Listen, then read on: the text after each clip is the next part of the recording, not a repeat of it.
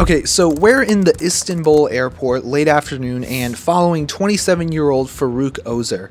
He's the CEO of the largest cryptocurrency exchange in Turkey, and he's not doing a routine business flight. He's trying to flee the country. Inside the backpack slung on him are personal items and a flash drive with $2 billion of cryptocurrency on it. He needs to get on the plane quickly and quietly because at any moment the Turkish authorities could rush in and arrest him. As he gets up to the front of the line to stamp his passport, he's sweating bullets. He may already be put on a list, and as soon as his passport gets scanned, it could be over. As he walks up to the passport officer, he tries to stay calm, keep composed, and hands over his identification. The officer looks at it for a second, scans it, and lets him through. Faruk was about to leave Turkey with $2 billion of his customers' money. As he steps onto the plane, he breathes a nice sigh of relief. He's safe for now. He had just slipped through the fingers of Turkish authorities, but it wouldn't be long before they would start an international manhunt for him. But why did Faruk empty out his crypto exchange, and how did a company that he started when he was 23 become so successful?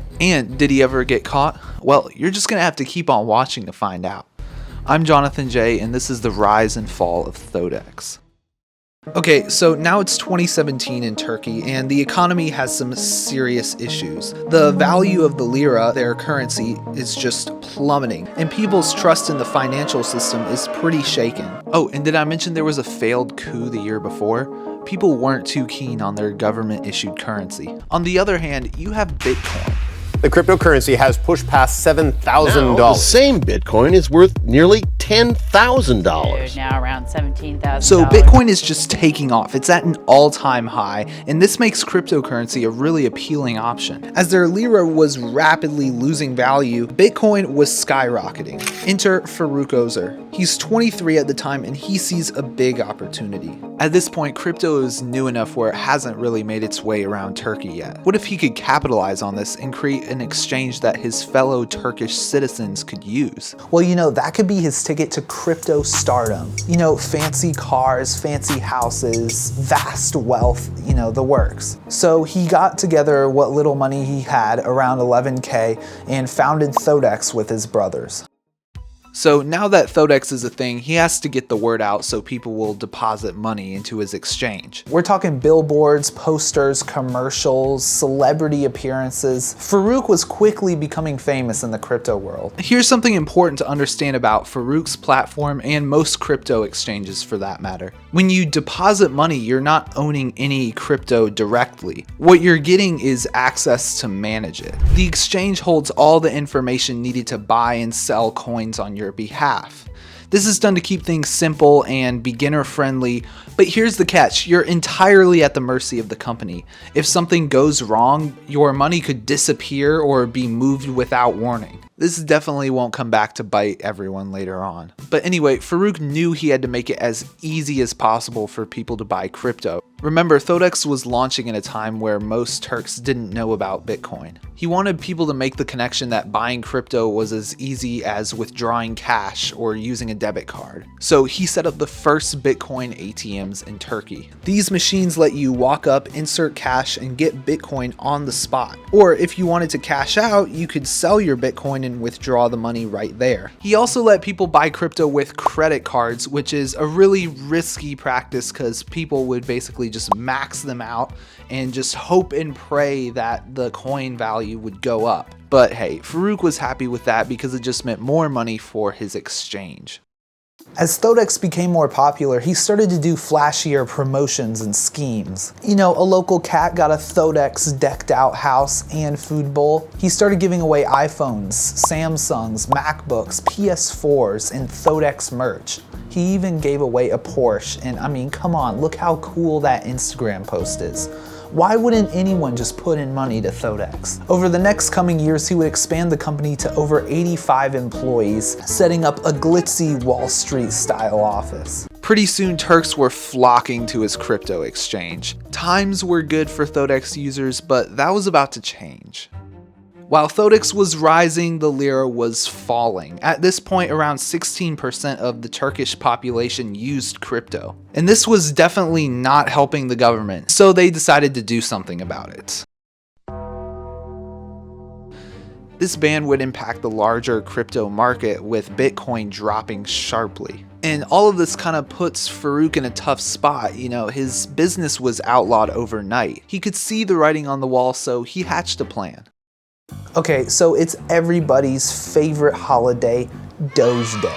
And Dogecoin, another crypto, is shooting up. Everyone is excited, and there's more activity than usual on the Thodex platform, and so some users start experiencing service disruptions. Then Thodex comes out with a statement saying they're experiencing a cyber attack and that there could be service disruptions. The next day, however, a new message appeared. Thodex was temporarily closed. No one could get into their accounts. While this was all happening, Farouk was quietly boarding a flight to Albania. He was racing through the airport trying to be as inconspicuous as possible, just blending in and getting out. He basically emptied out Thodex onto a flash drive.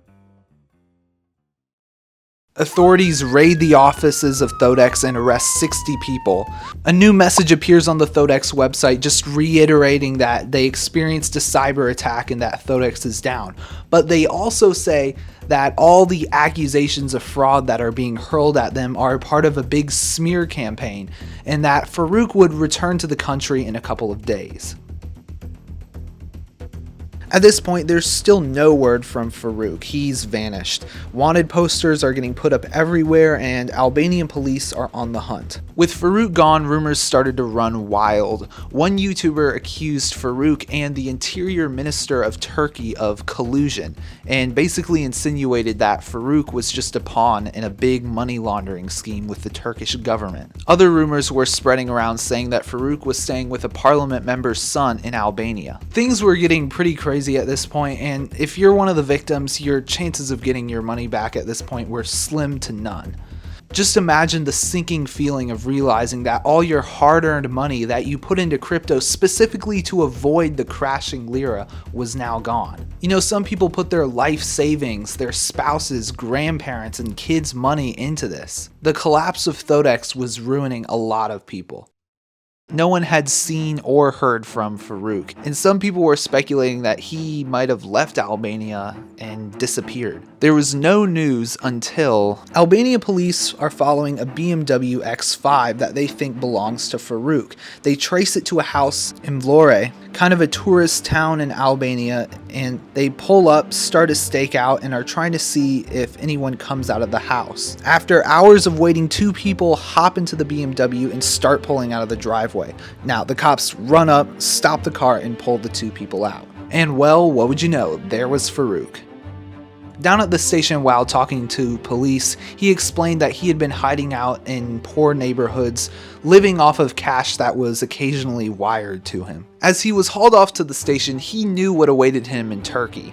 Turkey isn't exactly the most free country, and so he was fighting tooth and nail to not get extradited. He argued that he wouldn't get a fair trial, and let's be honest, he would probably be screwed if he went back. He embarrassed the country when he pulled off this swindle, and with the conspiracy theories floating around about him colluding with the government, they weren't going to look too favorably on him.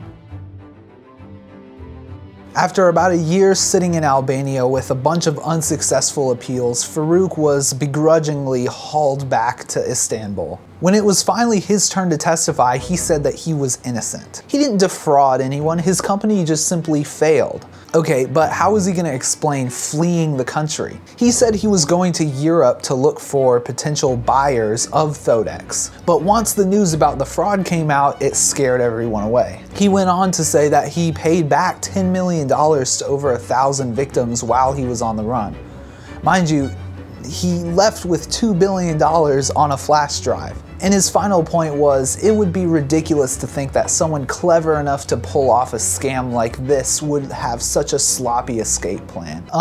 Questionable logic, but we'll go with it. And then he proceeded to pull up a cartoon making fun of the court. I don't really know what he was thinking at this point. A couple days later, the verdict came in and Farouk was found guilty. And he was sentenced to 11,196 years in prison. Yeah, no, that's not a joke. The sentence was not only for his crimes, but dramatically embarrassing the Turkish government. He had evaded capture and had taken so much money. Now, despite the collapse of Thodex, cryptocurrency would continue to take off in Turkey because the lira fell even more. Farouk to this day remains behind bars, and probably most devastatingly, I tried to connect with him on LinkedIn, but he still hasn't accepted my request. But if you want to learn about someone else who pulled off a massive fraud starting a fake charity, you should definitely click the video on your screen right now. I will see you there.